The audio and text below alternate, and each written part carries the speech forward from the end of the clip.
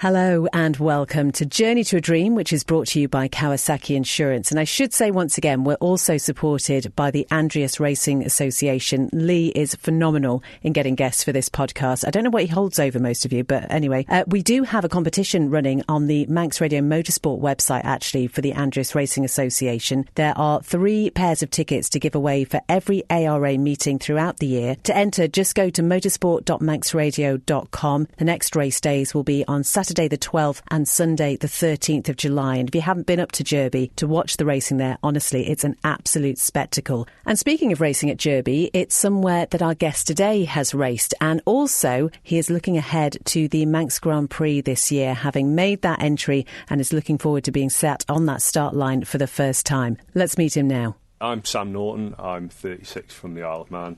I've been racing since 2020, mainly up at Derby with Andreas Racing. I've done the Southern 100 and also the Pre-TT as well. So I'm married to Charlotte. We've been married for 12 years this year.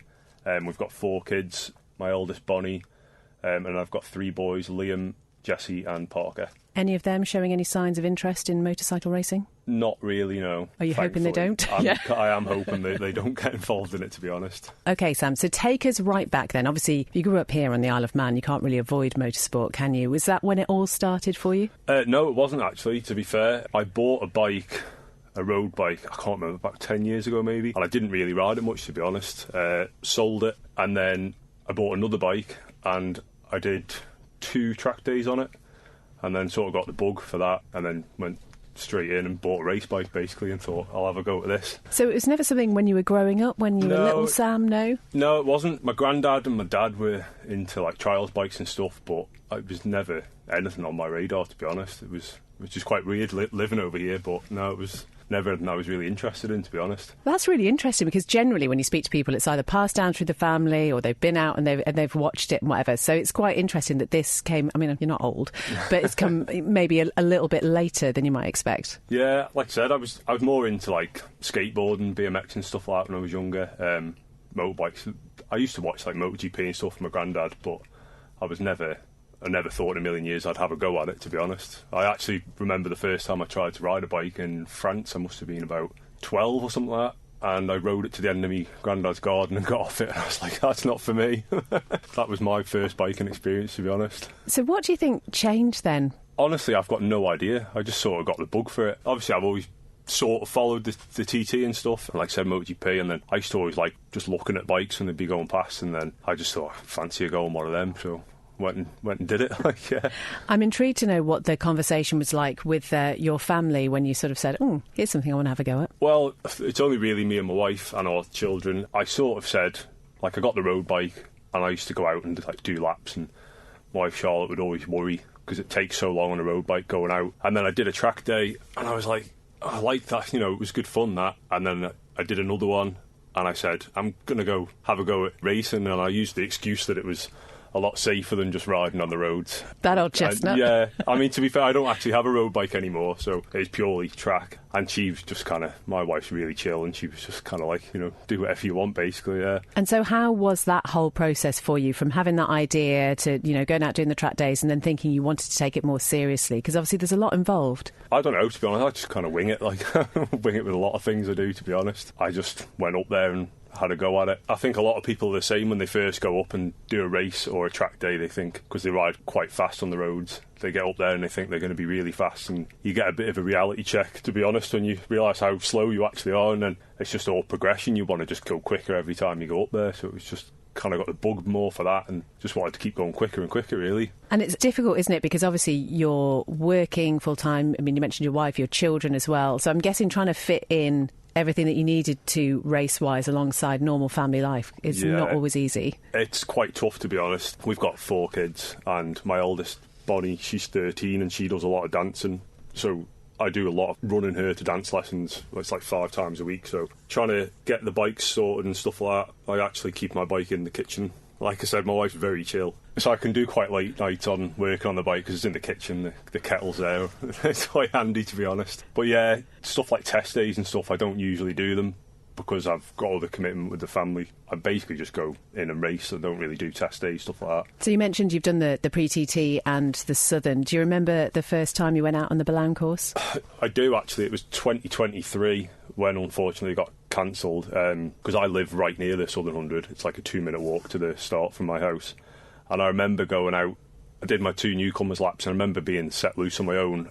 And I remember riding down the road and I was like, what is going on? Like, I couldn't actually believe that I was going down the road. I drive every day at 40 mile an hour and I was doing God knows what speed down there. It was a bit bonkers, to be honest. Yeah, I guess it must be quite a mindset shift. Went back in 24? Yeah, it went back in 2024 and that was a bit of a disaster as well, to be honest. Obviously did the pre-TT in 2024 first on my friend Tim's bike, but we missed the main race because we had problems with the bike, and then did the consolation race on the Sunday and had an oil leak, so I sort of popped around, but we did manage to finish third in that one, which was good. But the Southern was just a wet, well, damp and greasy and more problems with the bike, so I'm hoping that this year I can have an actual good go at it, because I've not really had a good go at it yet. The pre-TT this year again was wet and I've got no interest in riding around there in the rain, to be honest, so I'm hoping this year it's nice and sunny and nothing goes wrong. You obviously must have to go and race away as well in the UK? Yeah, I've done... I don't get away much. It's like I said before, with the family and the cost of it as well, to be honest. I've been to Aintree, that was good fun, and I've been to Anglesey a few times. Usually a few of us go over to the Anglesey Grand at the end of each year, which is good fun. And there is a real community. We keep talking about this. We come back to it time and time again. There is that motorsport community over here, particularly if you're involved in the Andreas Racing Association, and those people who really, truly, Sam, understand what you're going through and why you're doing it. Oh, yeah. I've made so many friends being up there. Like my friends Mark Rain and Damien Crook. They are always helping me out. Like, Damien's round mine a lot of the time, helping me build the bike in the kitchen. Mark's always running me around, getting stuff for me. Loads of other people I've met up there, like, everybody up there is just brilliant. And the club as well, like, they're always really helpful with you when you need stuff as well. And so how did you come to the point then where you thought, actually, obviously you've raced on the Billown course, it's going to be MGP? Well, I'd sort of floated the idea with Charlotte, and she said no. And then I kind of kept nagging her and saying, oh, I'll just have a go at it, see if we get an entry. And kind of wore her down, I think, and she just said, you know, if you want to try it, then try it. So I put an entry in for last year, which I didn't get, and then put one in again this year and been fortunate enough to be accepted, so, yeah. Did you promise to take the bike out of the kitchen if you were accepted? Oh, no, definitely not. Right, OK. No. Oh, well, that would have probably swung it for me. Do you remember where you were when you found out that you'd been accepted? I don't, to be honest. I think I might have been at work when I got the email. Big Cheshire grin on my face when I got it, definitely. So talk me through what the reality is then. So you get that entry in, it's accepted. How do you get from that point then to the start line? What needs to happen? To be honest, you've got to be prepared to spend a lot of money to get yourself there. I've been really fortunate this year that I've had Ray from Blind Smart Isle of Man up in Onken. He's come on board and he's helping me out a lot this year. And I've also had, like, LD Glazing. He's helping me out a lot. A lot of other ones, Man in Motors, Totally Wicked, Revolution Fitness, JRC Groundworks, the Island Floor Fitter, and Viv Quayle Dressmakers. They've been, like, my main sponsors. And without them, I wouldn't be able to do it because the cost is, like, it's astronomical, to be honest. How much you've got to spend and sacrifice other stuff that you want to do as well. And are these people that you knew anyway, or have they just seen your progress? Well, I knew Lee at LD Glazing and JRC Groundworks, Jason, I know them, but the rest of them are just companies that I've messaged or emailed, and I've been fortunate enough that they've offered to help me. And a lot of people, I think, Sam, find that process really difficult because there's something about asking people to support you in a passion that you have. And yeah, I think there tends to be that feeling that people feel a little bit bad about it. But there are so many people who are willing and really want to support you in that way. Yeah, I do. Like, you do feel cheeky when you're just asking people to basically give you money for your hobby, I suppose. But like you said, there's a lot of people out there. You've just got to be in the right time and place, really, to get the help from people. I've probably sent out over the few years about 1,000 emails. And you do get some people reply. A lot of people don't reply to you, which is absolutely fine, But yeah, I've just been lucky this year with the help I'm getting. So MGP as well, you go through a lot of the newcomers' weekends. I know a lot of people find those, again, really, really helpful. You're in the same position as a lot of other people and can kind of, I don't know, sort of document your journey alongside them, I suppose. How have you found that? Yeah, it's been good. The first one was in February, I think, which was very cold, especially in the back of the car with Milky, because the man was wearing shorts and a T-shirt and he had the aircon on, the windows open. It was unbelievable. But that was good. We did a lot of laps that weekend. I've been going out for laps with Chris Palmer as well, because he lives around the corner from me. It is helpful, to be honest, because obviously living here, I know where I'm going, but obviously I don't know where I'm going when I'm approaching it at speed. So having those people telling you with all their experience what to expect, basically, it's very good. We've got another one coming up on the 19th and 20th of July, which is actually my wedding anniversary. So yet again, Charlotte's been left when I'm out doing what I want, basically. It's her gift to you, I'm sure. Oh, definitely.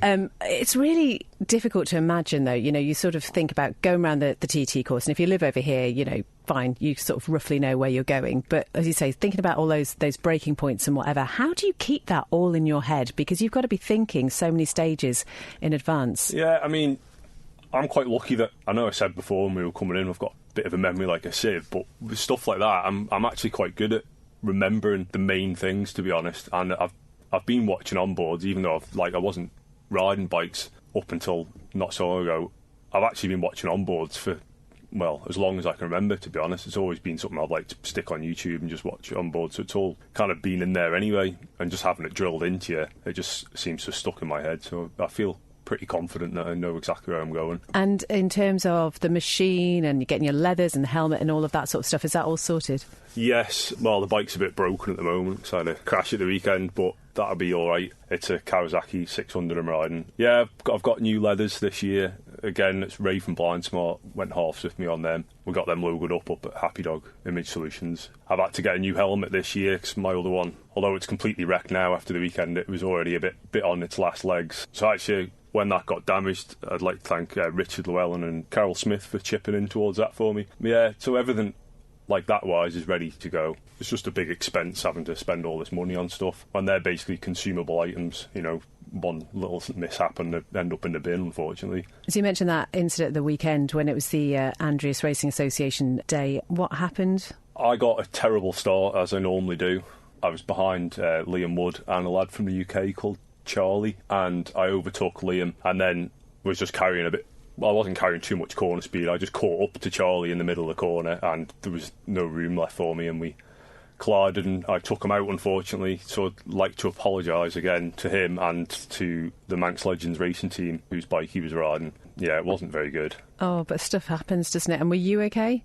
Yeah, just a bit beaten up, to be honest. Feeling a bit stiff and sorry for myself for the last few days, but I'll be all right. And I guess it's hard then, because there must be part of you that just needs to get back out there and get back on the bike almost and put that behind you. That's true. I'm glad that the Southern 100's so close to it, to be honest. I don't want to spend loads of time off the bike and then next time I get on it think, oh, you know, I don't want to go too quick round this corner, or, you know, you just, like people say, you need to get back on the saddle straight away. How much is it a mental thing as opposed to physical? It is definitely a mental thing. Like, I'm going as fast as I think is possible to go on short circuits, and there's a lot of people up there that are quicker than me. And I know my bike's fully capable of it. It's just all in your head. You know, you'll see someone overtake you somewhere or go through a corner and you think to yourself, well, how are they getting around there and I'm going as fast as I can? But it is mental, and a lot of it's just more and more practice to get yourself up to that level that you need to be pushing at the front. And who are your motorcycle mentors, would you say? Who do you sort of look up to and think, actually, they're the sort of style that I'd like to emulate? To be honest, I don't think I've got any. Like I said before, I like watching MotoGP and BSB, World Superbikes, but I don't think I'll ever be as quick as them boys are, definitely. So what is the aim then? Have you got a goal in mind, or is it just literally doing it for the love of it? I'm just doing it for the love of it, to be honest, yeah. I'm not going out there, like, pushing for results, especially my first year. I'm just going to go out there and make sure I learn the course properly, do everything right, and just get home safe, basically. I don't want to be pushing on and making silly mistakes, stuff like that. I'm just going to take it as it comes, just build into it over the week. And something else, I mean, talking about support, and actually you're also going to be supported by the Billy Redmayne Memorial Foundation as well at this year's event. And I just wonder what that means to you. Oh, it means a lot to me. Dave Redmayne is obviously a scrutineer up at Derby and down at the Southern 100 and the Pre-TT, and what he's done for us, like myself and the other local newcomers, is a great help, and I can't thank him enough, to be honest. Yeah, it's brilliant. What they do for newcomers every year is brilliant. It's something that we need more of in the sport. And it's not just about finance, is it? Although obviously that helps, but it's just that guidance and that belief in you, I guess, and just having that point of contact. Yeah, it's brilliant. Like I said, with Dave being a scrutineer, he's always on the end of the phone if you need help with anything to do with your bike. And having people like that around you, you can't put a price on it, really, to be honest. And just thinking again about ARA, I think, you finished 4th in the Supersport Championship last year, yes. And you're currently lying 3rd, is it, in the Supersport Championship this year? Yeah, it's good. Get a little trophy at the end of the year, hopefully. The competition's fierce up there, to be honest. I mean, you've got a couple of lads that are out of sight already, but the battle for 3rd after the terrible weekend I had, and a lad, Alex, who I'm fighting with, he didn't have a particularly good weekend. I think he said something was wrong with his bike. But there's us two, and then there's another lad, Rob, so there's 3 of us that are within 2 points of each other for 3rd. So it's good. It means the racing's going to be good and close, and puts a bit more emphasis on getting a good result up there, which pushes you on a bit. Yeah. So as we're talking, it's the Thursday before Southern 100 starts on Monday. Would you be able to give us a sense of what the next few days are going to look like for you? So tonight we'll be running my daughter to dancing, as I usually do. Tomorrow I'll probably do a bit more on the bike, trying to get it ready. I've still got quite a lot of stuff to do. Saturday I've actually got an interview with the Manx Grand Prix on Saturday afternoon, so I'll get that done, and then Sunday it'll be like getting the awning set up over the paddock, finishing the bike off, getting everything ready. And then, Monday is actually going to be chaotic because my daughter's dancing down at Tynwald Day in the afternoon. So I've got myself and the other kids and my wife will be going down to watch her, and then we'll be rushing back to get the bike up through scrutineer and stuff, get ready to go out. So, yeah, it's very busy. I feel exhausted just listening to you, Sam. I think I need to go and have a lie down. And that's the reality, though, isn't it? And I think for people who are doing this for the love of it, you obviously work as well, and presumably you're going to have some time off next week, are you? Yeah, I've booked the entirety of next week off. Thank God for that. Yeah, I need the time off, to be honest. How do you find sort of like trying to concentrate on work and sort of real life stuff when you've got so much else going on in your brain? I find, to be honest, I'm quite good at, as soon as I leave work, I kind of shut off from work and I don't think about it. And when I'm at work, I'm just kind of doing what I'm doing at work.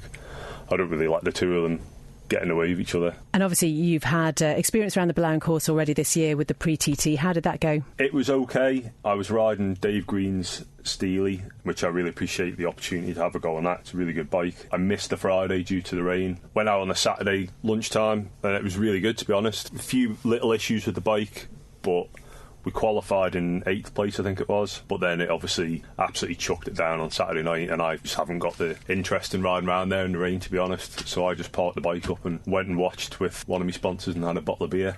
Oh, see, that's a tough decision to make, isn't it? Because obviously, to a certain extent, you can have rain down on the Billown course and it still go ahead. But actually, I think to be able to say, no, that's my line, but I suppose that's quite a good thing to be able to do. Yeah, it's just like everybody doing it knows, we all know what we're doing. And to me, the risk-reward, it's not worth it to me to just add that extra element of danger into it. I have ridden around there in the damp and I didn't enjoy it, so I didn't fancy going out in the torrential rain, which is what it was, to be honest. How glued have you been to the weather apps over the recent days? I literally only looked at it this morning for the first time, and it doesn't look too bad. So we'll just have to wait and see what happens, won't we? And in terms of the team that you've got together for the Manx and whatever, is that all sorted? Have you roped everyone in? Yeah, so I'm actually jumping in Ian Soliu in his truck from BD Racing, and himself, Mark Rain and Jason Corcoran are going to be my pit crew and helping me out through the week, which I'm very grateful for, because I was worrying, thinking I'd have no one there to help me, to be honest. It's really interesting thing about the pit crew that you need and the pit stops and whatever. Is this really going to be your sort of first experience of that side of things? Yeah, I mean, I've done endurance racing before, where you've got pit stops and stuff, but it's totally different. I've never had to come in and go straight back out again. Usually in endurance you get off the bike, someone else gets on it, so yeah, it's something else I'm really looking forward to having a go at, to be honest. And just remembering to have that limiter on. Yeah, I've got the pit lane limiter sorted. And the other thing that is really important these days for anybody in this sport is having quite a profile out there, whether it's social media or whatever. What do you like with that side of things? I'm not great at it, to be honest. I mean, I do have a Facebook page, which I do put posts on and stuff. I just tag all my sponsors and share pictures and stuff like that. But stuff like this, I'm not very good at, to be honest. I get a bit nervous in front of microphones. Pretty natural, I would say, actually. But it's an important part of it, isn't it? And I suppose there's that sense of responsibility, like, say, making sure you tag in all your sponsors and everything like that, because showing that appreciation must go a long way. Oh, yeah, definitely. Like I said, I couldn't do any of this without the support of my wife and my family and the people that sponsor me as well. Like, I genuinely couldn't do it. So I do like to make sure they're all tagged, and then, you know, at the end of the year, just try and repay the favour to them in some way, if it's possible, you know, because like I said, I couldn't do it without them. So you mentioned your Facebook page. What is that? What's it called? Just Sam Naughton 29. I'm not entirely sure with the tag on it. Like I said, I'm not very good at it. Well, we'll put a link to that on the podcast page. And yeah, just wishing you all the very best for the next few months. I mean, it's hard to believe that MGP is coming around so quickly. Obviously, again, fingers crossed for the weather that time. And yeah, all the best for the Southern 100 as well. And can you cook a meal and do stuff on your bike at the same time, since it's in the kitchen? You know, you're good at multitasking. Get the air fryer on. It's not too bad. Sam, thank you so much. Thank you very much. Sam Naughton, and I just can't imagine his kitchen, to be honest, because there aren't many people who would be as forgiving as his wife Charlotte to having a bike in there, I'm sure. Great to catch up with Sam. Really looking forward to seeing him during MGP and finding out how he goes. And obviously Southern 100 before that, a really super busy time. The link to his Facebook page is on the podcast page, so please do give him a follow and see how he's getting on. If you'd like to be part of the podcast, then you can always drop me an email. It's bethesby@manxradio.com. Journey to a Dream is brought to you by Kawasaki Insurance, and you can find out more about them by visiting their website. It's kawasaki-insurance.co.uk. And so until next time, take care. Bye-bye.